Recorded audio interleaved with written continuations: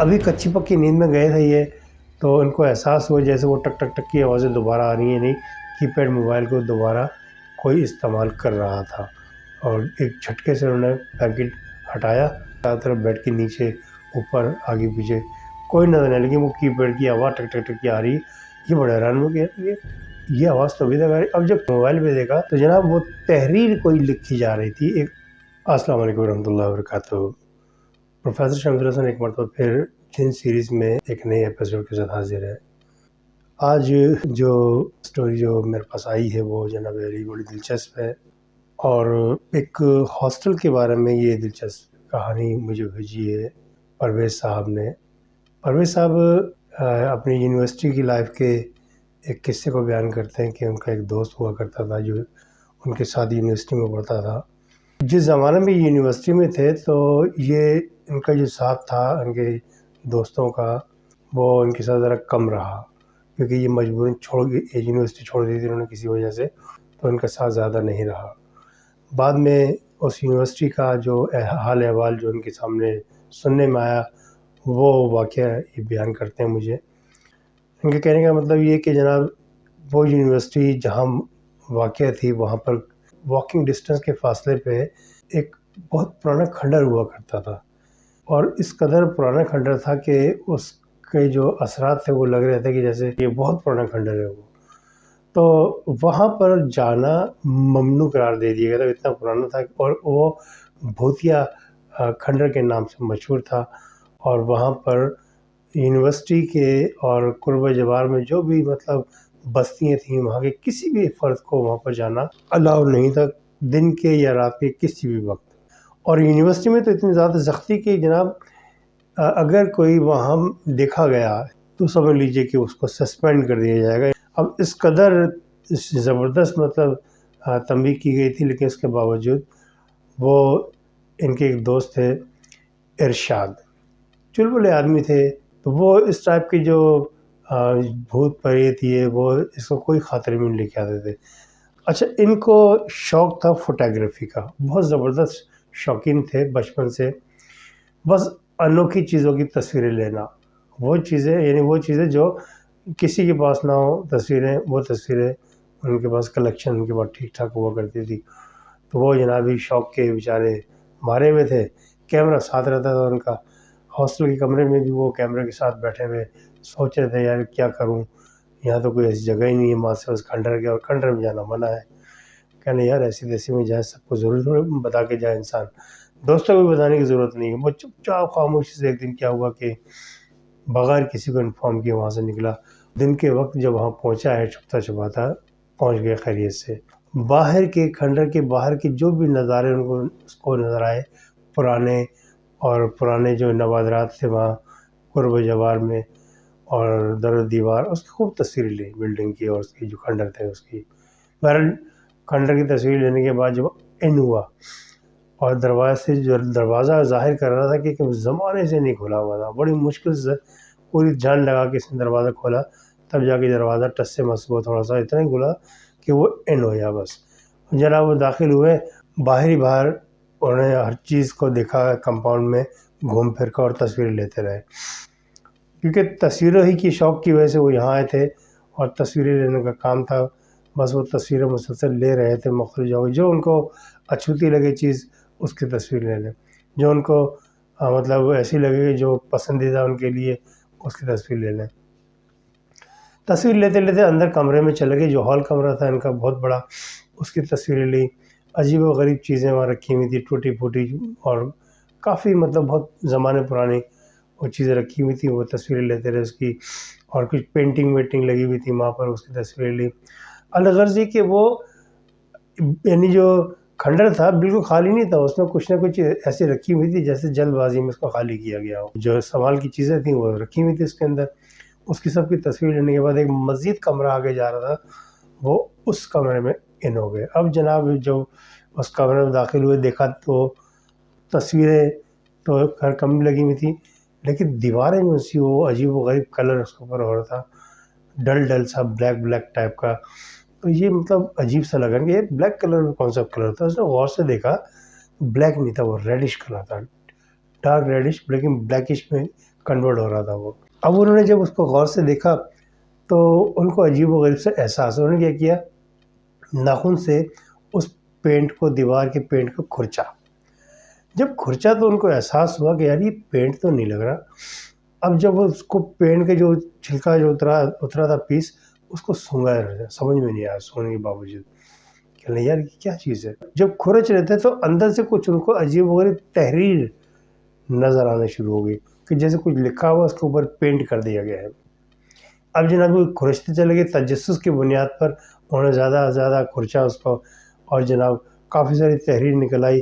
اور ایک چھوٹی سی کوئی ایسی صورت, یعنی اتنی چھوٹی کہ جیسے انسان کا ناخن ہوتا ہے, اتنی چھوٹی صورت, اور اس کے نیچے کوئی لکھا ہوا تھا عجیب و غریب زبان میں.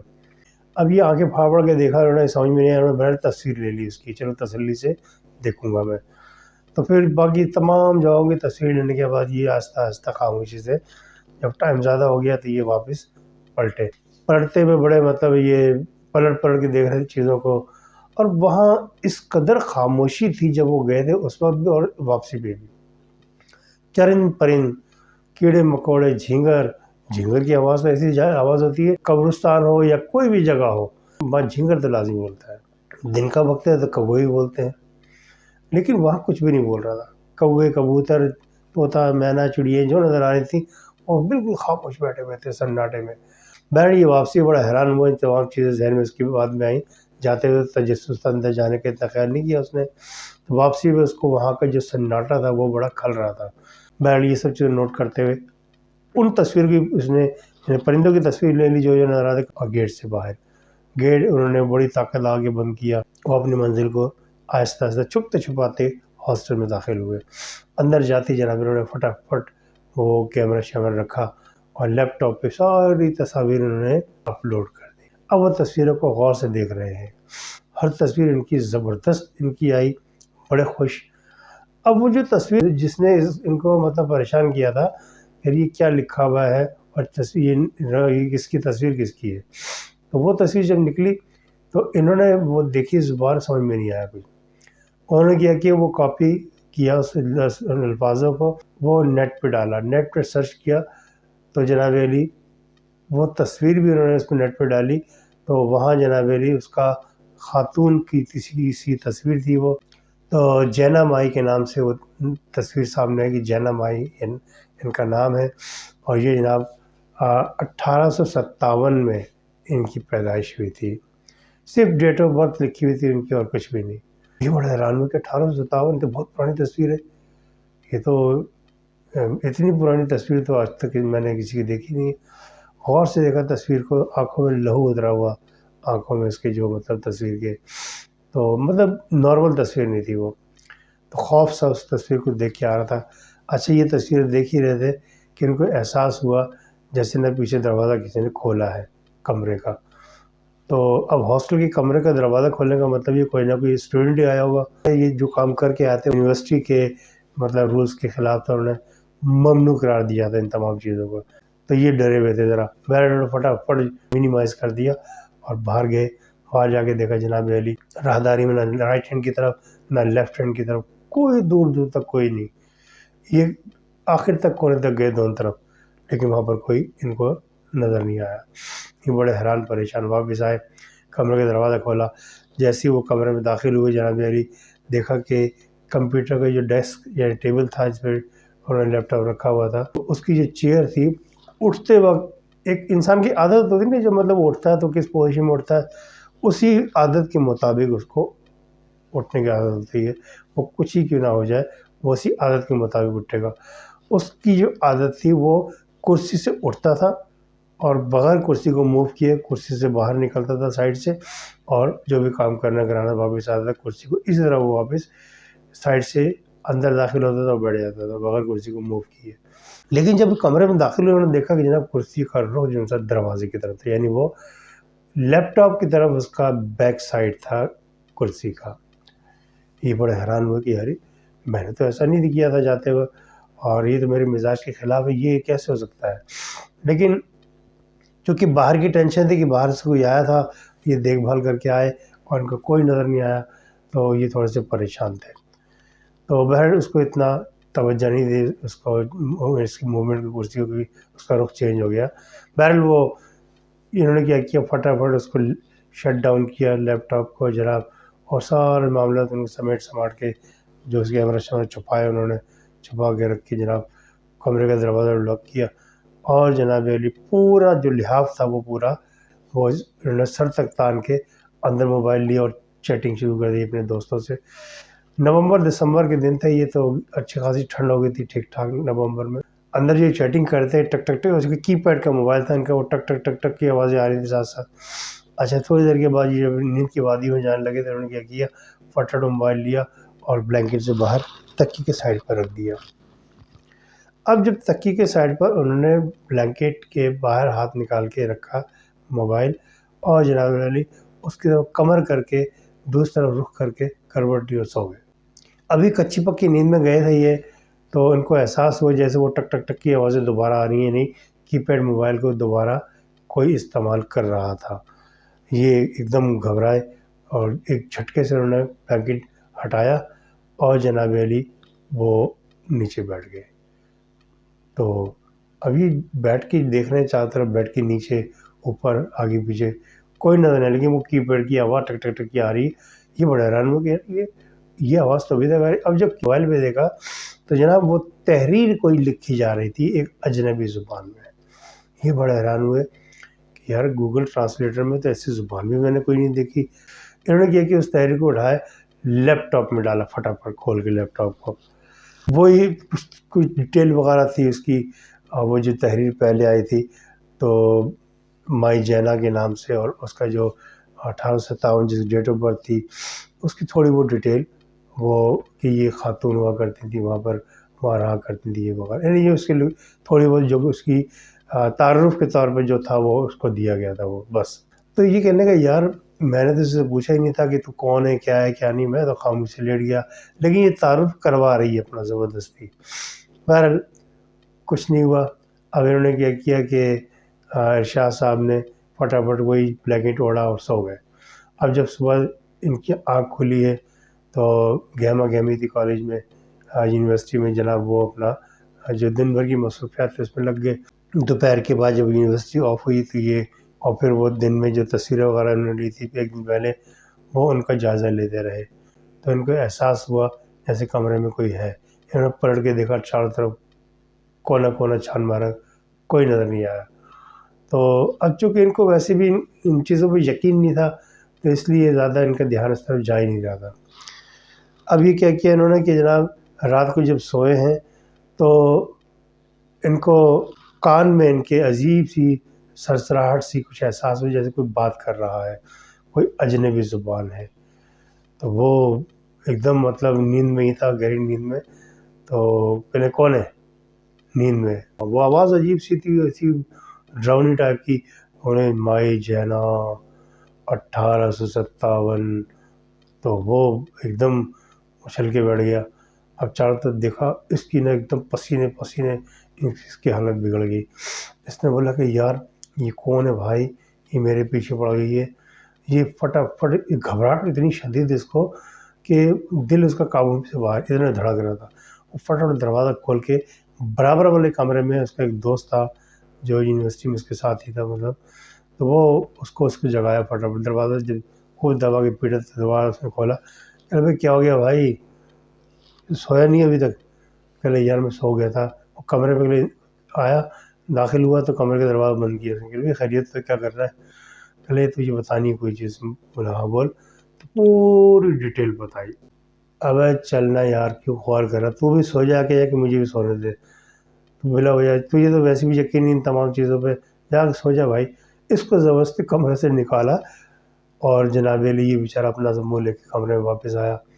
صبح جب دلشاد صاحب کی جب آنکھ کھلی، تھوڑا لیٹ ہو گئے تھے کیونکہ برابر میں ارشاد جب آ کے اس کی نیند کو ڈسٹرب کر کے چلا گیا تھا، تو تھوڑی دیر تک اس کو نیند نہیں آئی، تو نیند کی ڈسٹربنس کی وجہ سے ان کی آنکھ ذرا دیر سے کھلی۔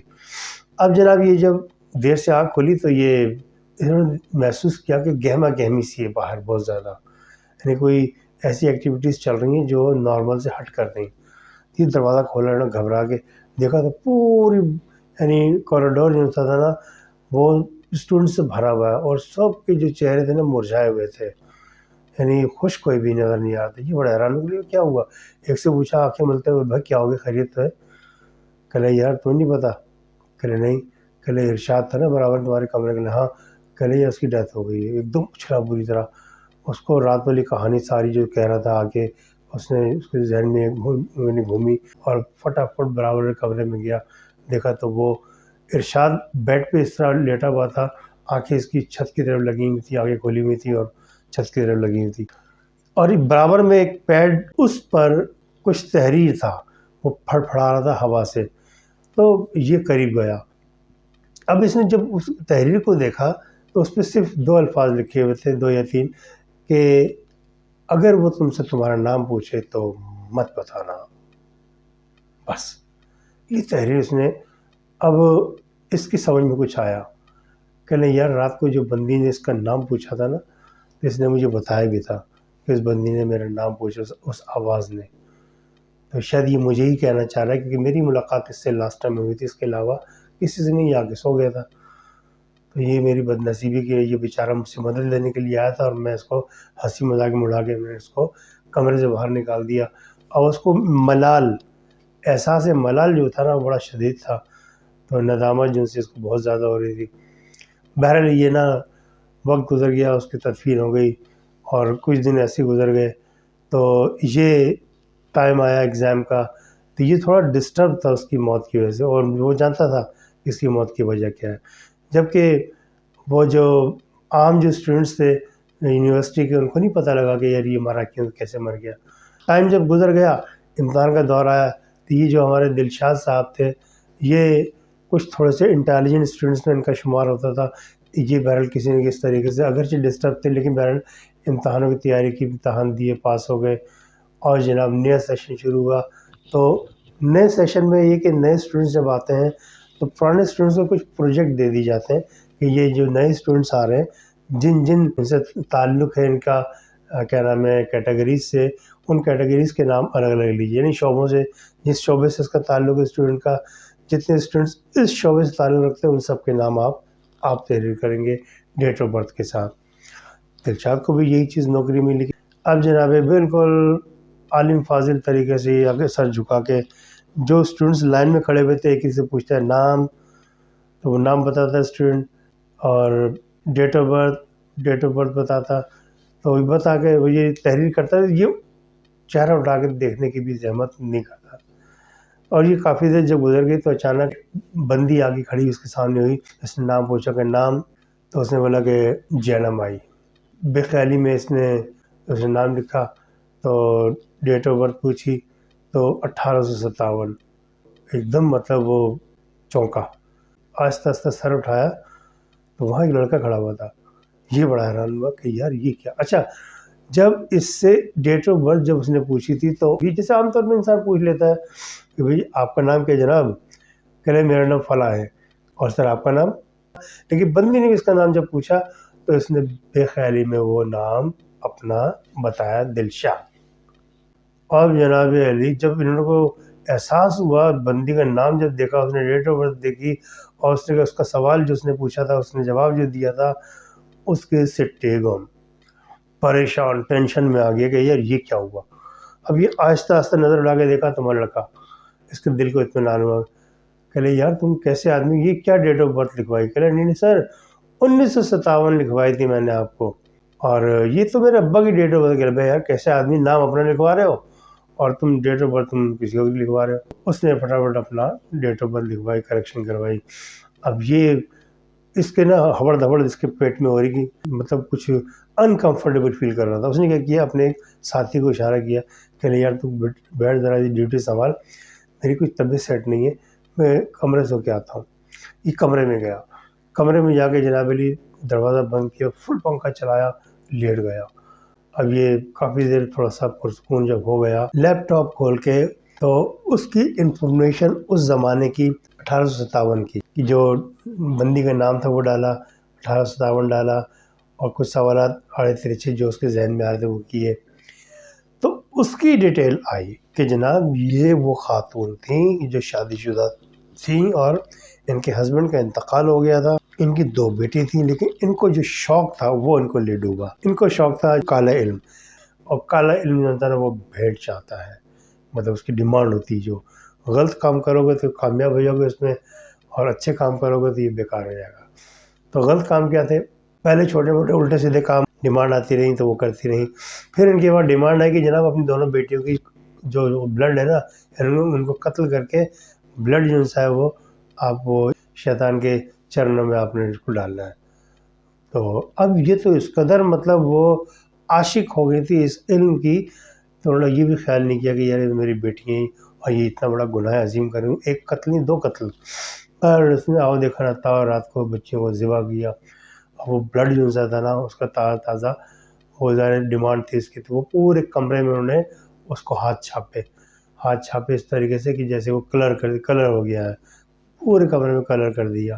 اور اس کے بعد جناب علی کچھ دن گزرے ہوں گے، اس کی طبیعت خراب ہوئی اور اسی کمرے میں ہی یہ بھی مر گئی۔ اب جناب علی بدبو کا تعفن جب اٹھا، خوب محلے والوں نے جب دیکھا، کیونکہ اس کی شہرت اچھی نہیں تھی، کام جو کر رہی تھی اس کے حساب سے اس کی شہرت بہت بری ہونی چاہیے تو ہوئی، اور جب لاشوں کی بدبو پھیلی پورا علاقے میں، جب بدبو ہوئی تو یہ جناب علی فٹافٹ پولیس کو انفارم کیا لوگوں نے، اور جناب اس کو دروازہ کھولا، دیکھا تو وہ بچی کی لاشیں پڑی تھیں بچیوں کی، اور یہ بھی مردہ حالت میں، اس کی بدبو سے برا حال، اس کی لاش میں سے آ رہی بدبو۔ بہرحال کفن دفن کر دیا گیا ان کو، جو بھی تھا۔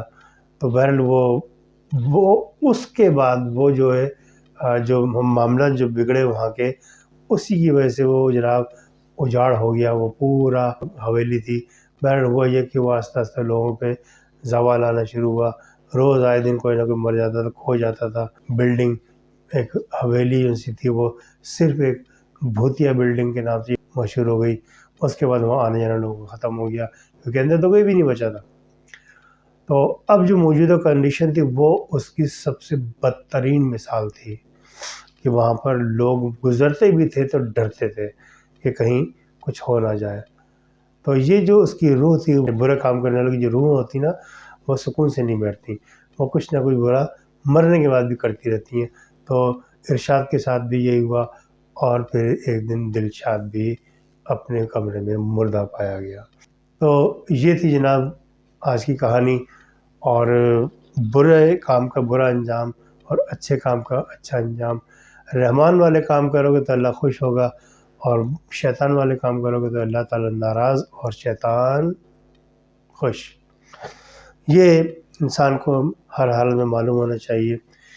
تو آج کی کہانی جو بالکل تھی، بلکہ اسے کہنا چاہیے اچھوتی کہانی تھی، مجھے بڑی پسند آئی، یقین آپ لوگوں کو پسند آئی ہوگی۔ تمام نئے ویورز سے درخواست ہے کہ میرے چینل کو سبسکرائب ضرور کریں، سٹوریز ان کو اگر پسند آتی ہے تو پھر لائک کر کے شیئر ضرور کیا کریں، اور اپنی سٹوریز کو آپ میرے ای میل ایڈریس جو اسکرین پہ چل رہا ہے، سٹوریز کو مجھے بھیجیے، تاکہ اس کو کہانی کو آن لائن دیا جا سکے۔ اس کے ساتھ ہی پروفیسر شمس الدین کو اجازت دیجیے۔ السلام علیکم ورحمۃ اللہ وبرکاتہ۔